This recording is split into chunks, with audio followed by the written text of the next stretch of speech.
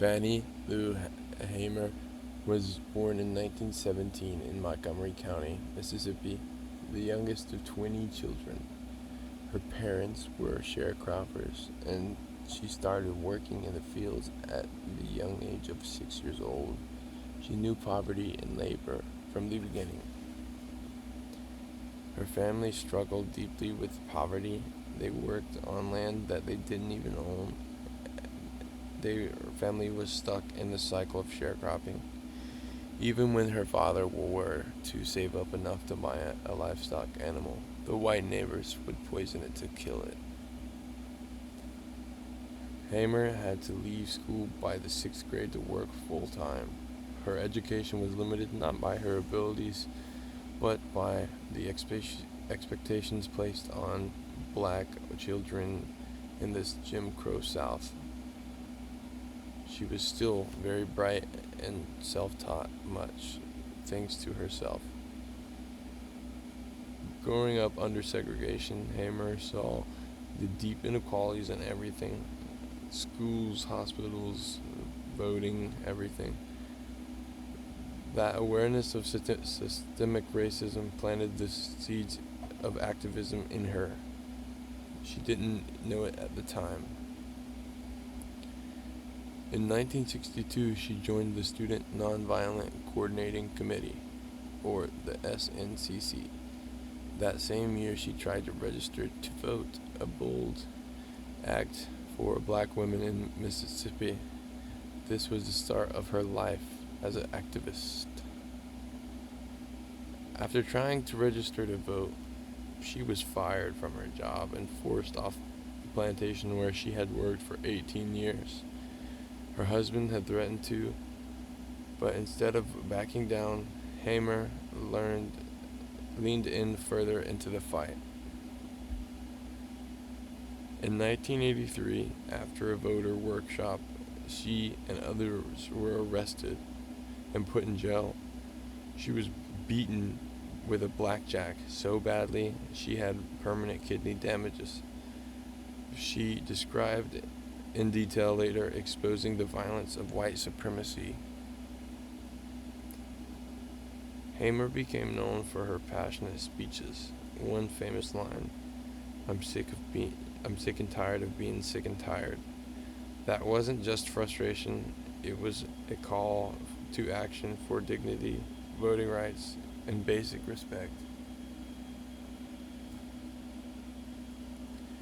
In 1964, Hamer co-founded the Mississippi Freedom Democratic Party. It challenged the all-white pro-segregation Democratic delegation.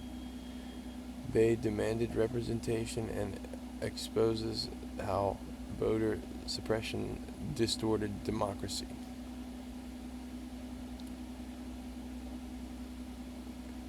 The televised speech at the Democratic National Convention shook the nation. She described the beatings, the threats, and the injustice she faced by black voters in Mississippi. Many Americans were hearing this truth for the very first time. President Johnson tried to block her speech by holding an impromptu press conference, but the plan backfired. The news stations aired her full testimony later that night, and her courage captured national attention. Hamer's activism helped shift the Democratic Party's stance on civil rights. The national spotlight on Mississippi's voter suppression added pressure for the passage of the 1965 Voting Rights. In 1971, Hamer ran for the Mississippi State Senate. Although she didn't win, her run was symbolic. It showed black women could challenge the system. In 1969, she started the Freedom Farm Cooperative, giving black families access to land, food, and homes. Hamer believed civil rights could be included economic dependence. Owning land meant dignity and power. Hamer spoke out, not just for racial justice, but for gender and economic justice too. She stood out with poor people, women, and other marginalized groups long before the term intersectionality was common. Her speeches often blended political and deep Christian faith. She saw her activism as a moral mission. Her voice spoke powerful, but plain, could stir people's hearts and move them to action.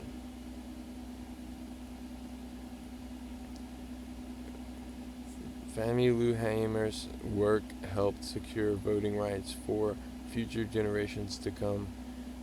Today, her legacy lives on throughout every vote cast, every activist who refuses to be silenced and suppressed, and every woman who steps into leadership.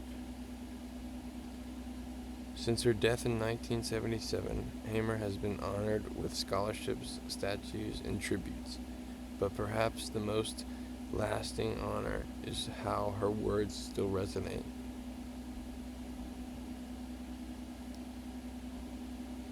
Nobody's free until everybody's free. Quote by Hamer. That's how Hamer saw the world. Her fight wasn't just for one group, but for all oppressed people. Her life is a reminder real change takes courage and sacrifice. She was a real advocate.